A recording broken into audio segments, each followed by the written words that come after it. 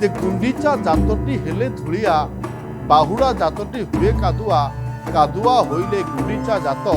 ବାହୁଡ଼ାରେ ଧୂଳି ଉଡ଼େ ବହୁତ।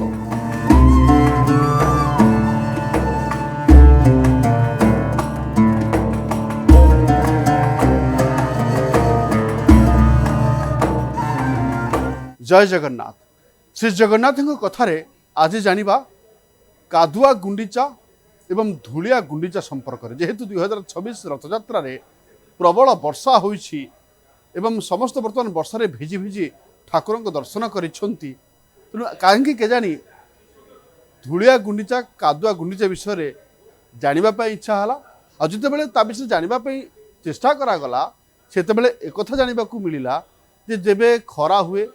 प्रबल गरम हुए, धूली उड़े, ताकू कहा जाए धूलिया गुंडीचा। आ जितेबेले प्रबल वर्षा हुए ताकू कहा जाए कादुआ गुंडीचा। विस्तृत भाव जानिबा प्रकृति कौन रही कहानी रही। ता पूर्व गोटे कथा होची, एमती लोक मैंने कहती जे गुंडीचा जातटी हेले धूलिया,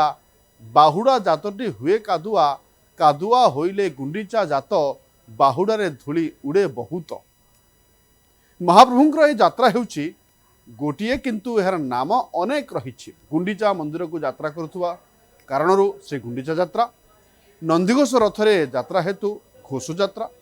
महाप्रभु दारु रूपे आविर्भाव हेबा परे राजा इंद्रद्युम्न सेठारे सहस्र अश्वमेध यज्ञ करिथिबा हेतु यज्ञ मंडप तथा महावेदी यात्रा, से दक्षिण दिगरे यात्रा हेतु दक्षिणाभिमुखी यात्रा, यात्रार अवधि 9 दिन होइथिबारु नवदिनात्मक यात्रा, गुंडीचा मंदिर में महाप्रभुंकर अवस्थान बेले दशावतार को पूजा करा हेतु दशावतार यात्रा, एमती अनेक कथा कहुए। गुंडीचा मंदिर में महाप्रभु जो मंडप रे अवस्थान करती जहाँ आड़प मंडप हेतु आड़प मंडप यात्रा, आड़प यात्रा कहुए। सेहीपरि एही यात्रा को लोके धूलिया और कादुआ गुंडीचा बोली कहते। अतीत में बड़दान एत भल रास्ता रहा, आज जमी आप पिचु रास्ता देखुंट, चौड़ा रास्ता देखुंट, आगुरी सेमती नथिला। आप जानते कथा तेज रथयात्रा बेले खरा पाग होइथिले रथ भिड़ा हेबा बेले प्रबल धूली उड़ी थाए, तेणु यहाँ धूलिया गुंडीचा बोली कहते श्रीक्षेत्रवासी। से आषाढ़ मासरे रथयात्रा होता हेतु प्रबल वर्षा हेले बड़दाण्ड कादुओ हो जाए, तेणु यहाँ पुरीवासी कादुआ गुंडीचा कहते। तेज महाप्रभु श्री जगन्नाथ राजाधिराज से कालिया शांत समन्वित सांस्कृतिक परंपरार श्रेष्ठ निदर्शन, अपूर्व तांकर मानवीय लीला। आईपाई दारुद्यंक रीतिकांति भोग बेश सबकिछि महिमामंडित एवं अनन्य। से अनन्य मध्यरु जानिबा जे महाप्रभुंकर धूलिया गुंडीचा यात्रा विषय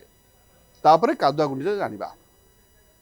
जे धूलिया गुंडीचा विषय कहबा ताले जहाँ प्राचीन काल रे पालन होउतुला, साधारणतः श्री गुंडीचा परदिन को धूलिया गुंडीचा बोली कहा जाए। रथयात्रा संपर्क में मिलुवा प्राचीन ग्रंथ काव्य कवितर धूलिया गुंडीचा विषय में कौन उल्लेख थिबार दृष्टि को आसुना, तथापि किछि पांडुलिपि रही विषय। आज को प्राय 150 वर्ष पूर्वे उत्कल दीपिका संवादपत्र मिलुवा सूचना अनुसार सेतेबेले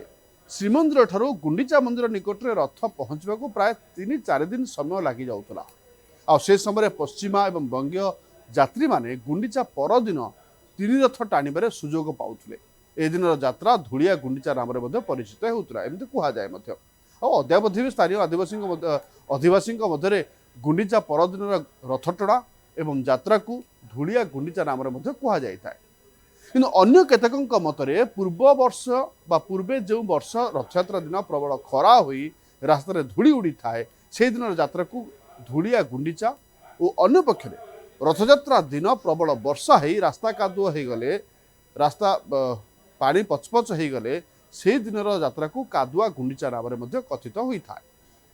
किंतु पूर्णचंद्र ओडिया भाषाकोशर जेहेतु धूलिया गुंडीचा अर्थरे सर्च करवा देखा कहुई जे गुंडीचा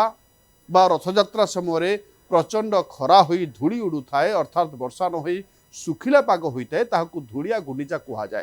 किंतु उत्कल दीपिकार विवरणी अनुसार यह अर्थ संपूर्ण भिन्न। प्राय 150 वर्ष तलर उत्कल दीपिका विवरणी अनुसार सेतेबेले श्रीमंदिर ठारू श्रीगुंडीचा मंदिर पथ रथयात्रा अत्यंत कष्टकर थिला, रथ जाई गुंडीचा मंदिर निकट में पहुँचवा 3-4 दिन समय लगी जाऊला से समय पश्चिमा यात्री जो आम आपको कहूँ से पहुँचुले रथ टाणुले सुजोग नौले धुलिया गुंडीचा कहुए यही अर्थ ये तो युक्तियुक्त मन हुए ना अनुसार जो कादुआ गुंडीचा कथा अर्थ को बुझा अति सहज हो जाए कारण जो वर्ष श्रीगुंडीचा दिन वर्षा होई रथर पथ कादुआ पच पच हुए रथ टाणा आक्ता माक्ता होगा हुए यह कादुआ गुंडीचा कहुए तेबे ए बाबद स्कंद पुराण में एक सुंदर आध्यात्मिक वर्णना अच्छी 33तम अध्यायर 62 एवं 63 श्लोक अति सुंदर भाव में वृष्टिपात सहित प्रभुंकर दृष्टिपातर उपस्थापना करा जे रथ मार्ग बहुल वृष्टिपात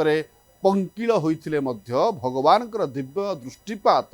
जे एही निखिल सृष्टिर अंतरर अपहरण मल अपहरणकारी खराब चिंता को अपहरण कर दियंती एथिरे कोनोसी संदेह नाही एणु जो उत्तम विष्णु भक्त गण से पंकिल पथरे मस्तक स्थापन करी प्रभु को प्रणिपात करती से माने असीम पाप पंक को विदूरित करी मोक्ष पाई थांते कथा कहा जाउछि तेबे पुरी सत्वलिपि बा श्रीमंदिर सत्वलिपि ठारू आरंभ करी 150 वर्षर रेकर्डर मध्य धूलिया एवं कादुआ गुंडीचा यात्रा संपर्क में लिखा जाइछि तेबे सरल भाव में बुझिले रथयात्रा साधारणतः आषाढ़ मासर होता है जितेबले ओडिशा रे वर्षा ऋतु आरंभ हो जाए से रथयात्रा दिन कि यार आखपाख दिन में वर्षा होगा एक साधारण घटना भक्त मैंने वर्षा सत्वे रथयात्रा सामिल हुंती किंतु एबे जानिबा जो अतीत में एमती केबे केबे प्रबल वर्षा होइतिला रथटार असुविधा होइतिला ताकु जदि आमे गोटे अतीत को जीवा तो 1975 मसीह एमती गोटे सिचुएसन होइतिला 1982 मसीह सेमती गोटे स्थिति उपजी जो थे कि प्रबल वर्षा होता रथ टाणा बहुत कष्ट होता 2015 नवकलवर वर्ष में भाव में स्थिति अच्छी 2023 सामान्य वर्षा होता किंतु आउ गोटे कथा अनुमान करा जाए जो मलमास पड़े बा जोड़ा मास पड़गले रथयात्रा सीना तिथि अनुसार आग को जाऊँगी किंतु पाग ऋतु जो रेनी सीजन जहाँ को आम इंग्राजी में कहूचे ताहा किंतु समान थाए तेणु रथयात्रा टी गड़ीगले मसे गड़ीगले वर्षा अधिक हो जाए तो से वर्षा परिमाण बढ़ी जाए तेज पुरी बासिंदा मतरे यह केवल एक लोक कथा आ 2026 कथा कहवा ताहले आपण जानती 2026 मसीह प्रबल वर्षा होती एवं ये वर्षार रथ टଣା संपन्न होउछि या भितरे लोक माने से धूलिया गुंडीचा एवं कादुआ गुंडीचा को मन को आड़ुंट जदिव बर्तमान रास्ता बहुत विस्तीर्ण बहुत सफा पिचु रास्ता कादुओ नहीं तथापि से कादुआ गुंडीचा धूलिया गुंडीचा पुरी बासिंदा मन में आसी जाए समस्त मन में पुणी आसी जाए से दुईटी तथाकथित लोक कथा धूलिया आ कादुआ गुंडीचा।